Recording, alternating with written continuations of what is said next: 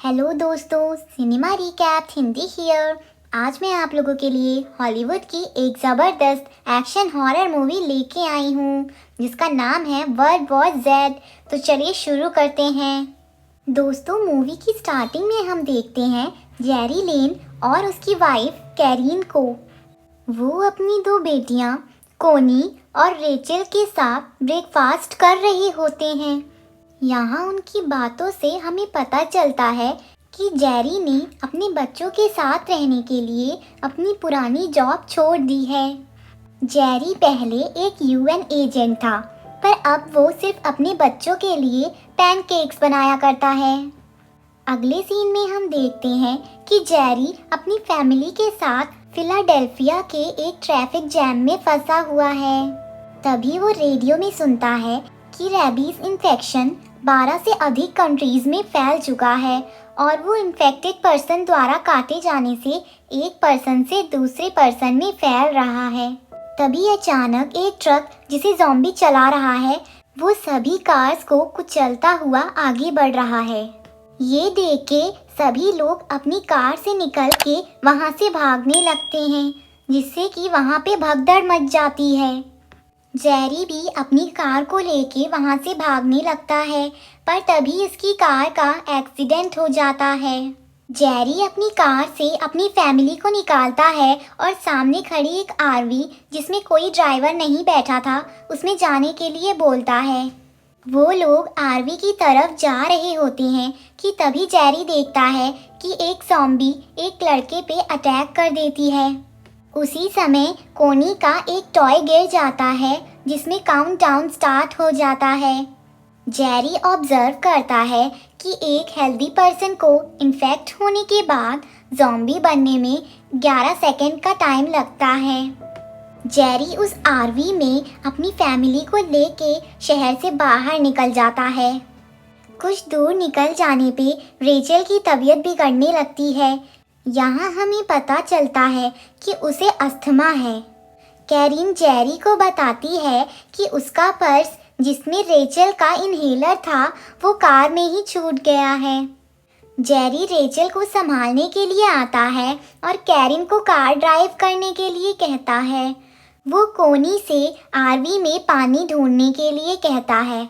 कोनी को आरवी में एक गन मिलती है जिसे वो जेरी को दे देती है।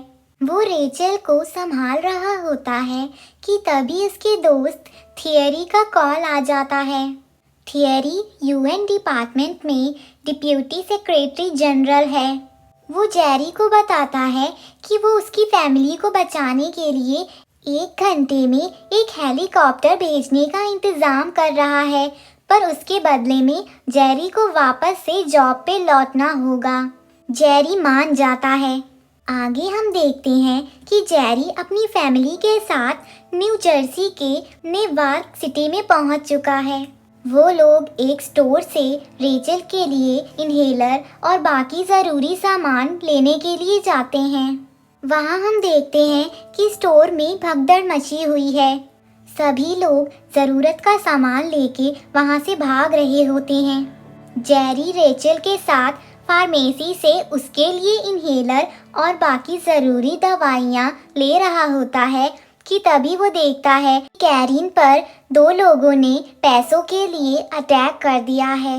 वो उस आदमी को शूट करके कैरीन को बचाता है और अपनी फैमिली को लेके उस स्टोर से बाहर निकल जाता है। जब वो बाहर आता है तो देखता है कि उसकी आरवी को कोई वहाँ से चुरा के ले गया।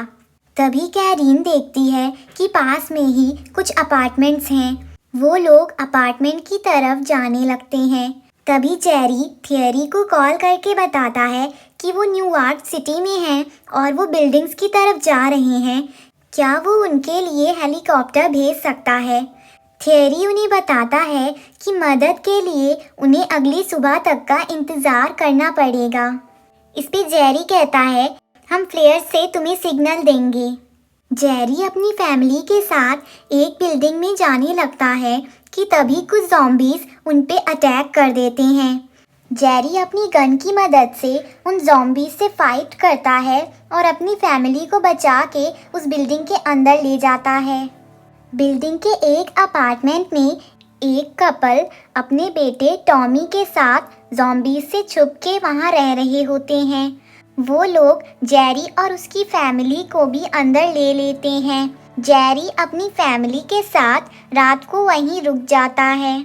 सुबह वहाँ से निकलने से पहले जेरी टॉमी के पापा को भी अपनी फैमिली के साथ वहाँ से चलने के लिए कहता है, पर वो मना कर देते हैं। जेरी अपनी गन पे एक चाकू को बांधता है और अपने हाथ को किताबों से कवर कर लेता है ताकि ज़ॉम्बीज़ उस पे काट ना सकें। वो अपनी फैमिली के साथ वहाँ से बिल्डिंग की छत पे जाने के लिए निकलता है। तभी हम देखते हैं कि टॉमी की फैमिली पे ज़ॉम्बीज़ अटैक कर देते हैं और इधर जेरी की फैमिली पे भी ज़ॉम्बीज़ अटैक करते हैं, पर जेरी अपनी गन पे लगी चाकू की मदद से उन्हें मारता हुआ आगे बढ़ता है। वो लोग बिल्डिंग की टेरेस पे पहुंचने ही वाले थे कि तभी जेरी पे एक ज़ॉम्बी अटैक कर देता है। जेरी अपने चाकू से उस पे हमला करता है, पर वो ज़ॉम्बी जेरी के ऊपर गिर जाता है, जिससे ज़ॉम्बी का खून जेरी पे गिरने लगता है। तभी टॉमी वहाँ आ जाता है और अपनी गन से उस ज़ॉम्बी को शूट कर देता है। यहाँ हम समझ जाते हैं कि टॉमी के मम्मी पापा भी अब इन्फेक्टेड हो चुके हैं। जेरी टॉमी को लेके अपनी फैमिली के पास जाता है और खुद उस बिल्डिंग के एक एज पे जाके खड़ा हो जाता है। वो 11 तक काउंट करता है कि कहीं ज़ॉम्बी से वो खुद तो इन्फेक्ट नहीं हो गया, और अगर वो इन्फेक्ट हो चुका है तो वो इस बिल्डिंग के क्लिफ से कूद जाएगा। पर लकीली वो इन्फेक्ट नहीं हुआ होता। तभी वहाँ पे हेलीकॉप्टर आ जाता है और उन लोगों को वहाँ से बचा के यूएस नेवी वेसल में ले जाता है, जो कि अटलांटिक ओशियन में है। वहाँ हम देखते हैं कि कई साइंटिस्ट मिलके इस वर्ल्ड वाइड आउटब्रेक पे स्टडी कर रहे होते हैं। वहाँ हम मिलते हैं डॉक्टर फैसबैक से, जो कि एक वायरोलॉजिस्ट हैं। वो कहता है कि ये प्लेग एक वायरस की वजह से फैल रहा है और अगर हमें इसकी ओरिजिन के बारे में पता चल गया तो हम इसकी वैक्सीन बना सकेंगे। थियरी जेरी को बताता है कि ज़ॉम्बी टर्म हमें सबसे पहले एक मेमो में मिला जो कि साउथ कोरिया से आया था, इसीलिए हम डॉक्टर फैसबैक को साउथ कोरिया भेज रहे हैं ओरिजिन का पता लगाने के लिए। तभी वहाँ पे कैप्टन आते हैं और जेरी से डॉक्टर फैसबैक के साथ साउथ कोरिया जाने के लिए कहते हैं, पर जेरी उन्हें मना कर देता है क्योंकि वो अपने परिवार के साथ रुकना चाहता था। दोस्तों, हम सभी जानते हैं कि हमारा परिवार हमारे लिए कितना ज़्यादा इम्पोर्टेंट है, इसीलिए जेरी भी अपने परिवार को पीछे नहीं छोड़ना चाहता था। इस पे कैप्टन उससे कहते हैं कि एक बार नज़र घुमा के देखो, यहाँ पे जितने भी लोग हैं वो किसी ना किसी काम के लिए हैं। नॉन एसेंशियल लोगों की यहाँ पे जगह नहीं है। अगर तुम मना कर दोगे तो तुम्हारी फैमिली और तुमको हम वापस से सिटी में छोड़ आएंगे। अब जेरी के पास कोई चॉइस नहीं बची थी, इसीलिए वो मान जाता है। वो जाने से पहले कैरीन को एक फ़ोन दे के जाता है ताकि उसे ये पता चल सके कि वो सुरक्षित है या नहीं। जेरी, डॉक्टर फैसबैक और कुछ मिलिट्री ऑफिसर्स साउथ कोरिया के मिलिट्री बेस जाने के लिए निकलते हैं। जब वो लोग वहाँ पहुँचते हैं तो ज़ॉम्बीज़ उन पे अटैक कर देते हैं। डॉक्टर फैसबैक डर के अपनी एयरक्राफ्ट में वापस जाने लगता है कि तभी उसका पैर फिसल जाता है और वो गलती से अपनी गन से खुद को ही शूट कर लेता है और वहीं पे मर जाता है। तभी वहाँ पे उस कैंप के कुछ अमेरिकन सोल्जर्स आते हैं और जेरी और उसकी टीम को वहाँ से निकाल के ले जाते हैं। वो सोल्जर्स जेरी को बताते हैं कि ज़ॉम्बीज़ साउंड की तरफ अट्रैक्ट होते हैं और उनके हेड पे शूट करने पर ही वो मरते हैं, पर फिर भी हम अपनी तसल्ली के लिए उन्हें जला देते हैं। आगे वो सोल्जर्स जेरी को एक रूम दिखाते हैं जिसमें इन्फेक्टेड हुए लोगों को जला दिया गया था। वो बताते हैं कि उनका एक बेस डॉक्टर एक सोल्जर को चेक करने के लिए बाहर गांव गया था और उस सोल्जर ने उस डॉक्टर को काट लिया, जिसके बाद उस डॉक्टर ने वापस आके अपने सभी पेशेंट्स पे और कुछ गार्ड्स पे हमला कर दिया, जिसकी वजह से उस मिलिट्री बेस पे इन्फेक्शन फैल गया था। पर उन्हें ये नहीं मालूम कि सोल्जर को किसने इन्फेक्ट किया, और यहाँ पर भी जेरी को उस ओरिजिन के बारे में नहीं पता चल पाता है। वो वहाँ एक CIA एजेंट से मिलता है जिसे जेल में बंद कर रखा गया था क्योंकि वो नॉर्थ कोरिया को गन्स बेचते हुए पकड़ा गया था। वो जेरी को बताता है कि इजराइल इस ज़ॉम्बी अटैक से जीत रहा है क्योंकि उसने जेरूसलम के चारों तरफ ऊंची दीवार बना के खड़ी कर दी है, यानी उन्हें पहले से ही इस अटैक के बारे में पता चल गया था। वो जेरी को जेरूसलम जाके वॉन ब्रन से मिलने के लिए बोलता है। जेरी और कुछ सोल्जर्स वहाँ से बेस कैंप में जाने के लिए साइकिल से निकलते हैं ताकि कोई शोर ना हो और ज़ॉम्बीज़ उनकी तरफ अट्रैक्ट ना हो जाएं। वो लोग एयरप्लेन तक पहुँचने ही वाले थे कि तभी कैरीन जेरी को कॉल कर देती है, जिसके आवाज़ से वहाँ पे ज़ॉम्बीज़ उड़ जाते हैं और जेरी की टीम पे अटैक कर देते हैं। जेरी और उसकी टीम अमेरिकन सोल्जर्स की मदद से वहाँ से निकल जाती है, पर कुछ अमेरिकन सोल्जर्स भी इन्फेक्ट हो जाते हैं और मारे जाते हैं। नेक्स्ट सीन में हम देखते हैं कि जेरी जेरूसलम पहुंच चुका है और वो मोसाद के चीफ वॉन ब्रन से मिलता है। वो पूछता है कि आपने ये दीवार क्यों बनाई, आपको ज़ॉम्बीज़ के अटैक के बारे में कैसे पता चला था। चीफ बताता है कि मोसाद ने इंडियन मिलिट्री के एक ट्रांसमिशन को इंटरसेप्ट किया था जिसमें पता चला कि इंडियन सोल्जर्स किसी राक्षस से फाइट कर रहे थे, जिसका मतलब होता है ज़ॉम्बीज़। इसीलिए हमने प्रिकॉशंस के तौर पे शहर के चारों तरफ ये दीवार बना दी। इसके बाद वो चीफ जेरी को लेके वो दीवार दिखाने के लिए जाता है। वो सभी लोगों को उस दीवार के अंदर आने की अनुमति दे रहा था ताकि वो ज़्यादा से ज़्यादा इंसानों को बचा सके। तभी वहाँ पे कुछ लोग कुछ सेलिब्रेशन करने लगते हैं और ज़ोर ज़ोर से माइक में गाना गाने लगते हैं। इतनी तेज़ आवाज़ को सुन के ज़ॉम्बीज़ अट्रैक्ट हो जाते हैं और उस दीवार पे चढ़ने लगते हैं। जेरी नोटिस कर लेता है कि वो लोग दीवार पे चढ़ रहे हैं और चीफ को बताता है। तभी वो ज़ॉम्बीज़ उस दीवार पे चढ़ के इस तरफ आ जाते हैं और लोगों पे हमला करने लगते हैं। वहाँ पे बहुत तेज़ भगदड़ मच जाती है। चीफ अपने सोल्जर से जेरी को सही सलामत वहाँ से ले जाने के लिए बोलते हैं। जेरी अपने प्लेन की तरफ भाग रहा होता है कि तभी वो नोटिस करता है कि एक बूढ़े आदमी को वो ज़ॉम्बीज़ पूरी तरह इग्नोर कर रहे हैं और उस पे अटैक भी नहीं करते। थोड़ा आगे जाने पे वो देखता है कि एक बच्चा जो बुरी तरह बीमार है उस पे भी ज़ॉम्बीज़ अटैक नहीं करते।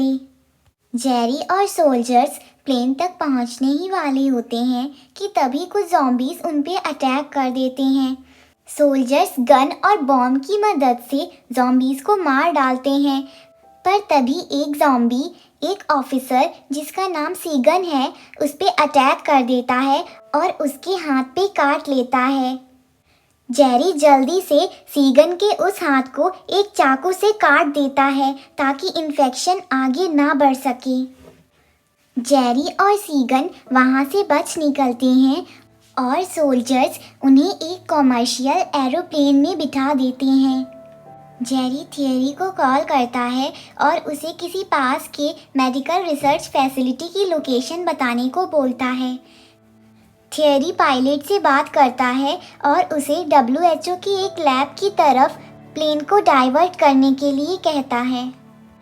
वो लोग अपने डेस्टिनेशन से कुछ ही दूर होते हैं कि तभी उन्हें पता चलता है कि प्लेन में एक ज़ॉम्बी है और वो सभी पे अटैक कर देता है।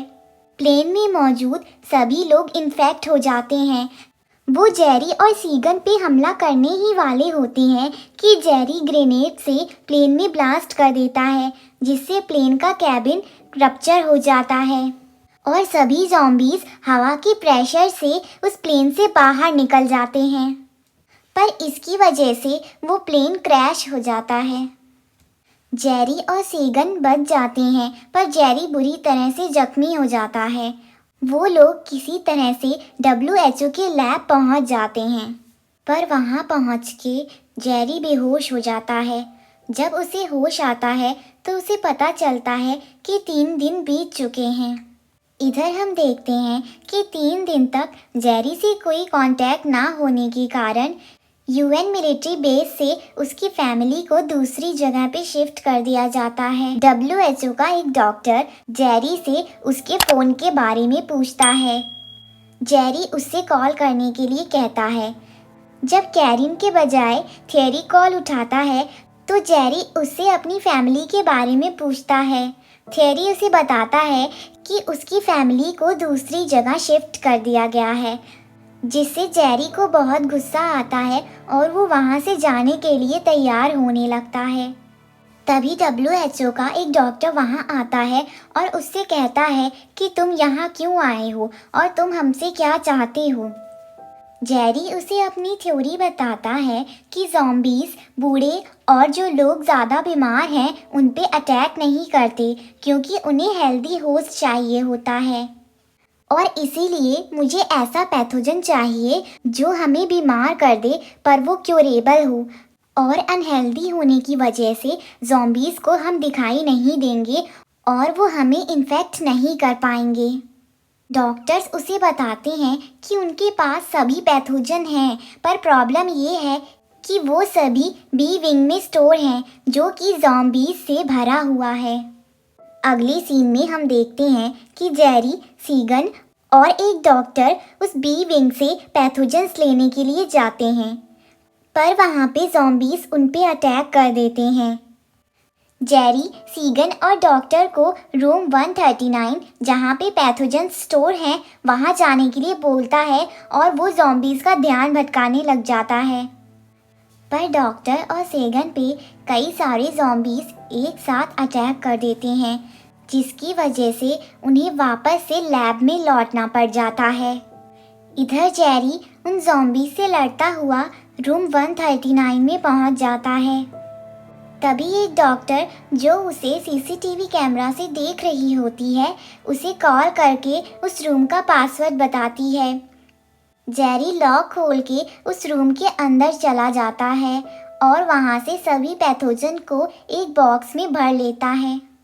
वो वहाँ से बाहर निकलने के लिए मुड़ता है तो देखता है कि एक ज़ॉम्बी बाहर खड़ा हुआ है। अब उसके पास बाहर जाने का कोई रास्ता नहीं बचा था, तो वो खुद को एक पैथोजन से इंजेक्ट कर देता है और कुछ समय वेट करता है। वो पैथोजन काम करता है और जेरी की थ्योरी सही साबित होती है। वो ज़ॉम्बी जेरी को नहीं देख पाता और जेरी वहाँ से बच के वापस आ जाता है। वो किसी भी ज़ॉम्बी को नहीं दिखाई देता। अगले सीन में हम जेरी को अपनी फैमिली से मिलते हुए देखते हैं और टॉमी भी अब उनकी परिवार का हिस्सा है। आगे हम देखते हैं कि कुछ समय बाद एक वैक्सीन बन चुकी है, जिसकी वजह से ज़ॉम्बीज़ को इंसान दिखाई नहीं देते और वो उन पे अटैक नहीं कर पाते हैं। और अब ज़ॉम्बीज़ डॉर्मेंट मोड पे चले गए हैं, जिसकी वजह से उनसे लड़ा जा सकता है और ज़ॉम्बीज़ को ख़त्म किया जा सकता है। लास्ट सीन में हम देखते हैं कि कई ज़ॉम्बीज़ को एक जगह पे इकट्ठा करके ब्लास्ट से उनका सफाया किया जा रहा है और लोगों को वापस से ज़िंदगी की एक नई उम्मीद मिल गई है। इसी के साथ मूवी का दी एंड होता है। दोस्तों, आपको हमारी वीडियो कैसी लगी आप कमेंट सेक्शन में ज़रूर बताएं और हमारी बाकी वीडियोस को भी अपना प्यार दें। फिर मिलेंगे एक शानदार वीडियो के साथ। तब तक के लिए थैंक यू, बाय बाय।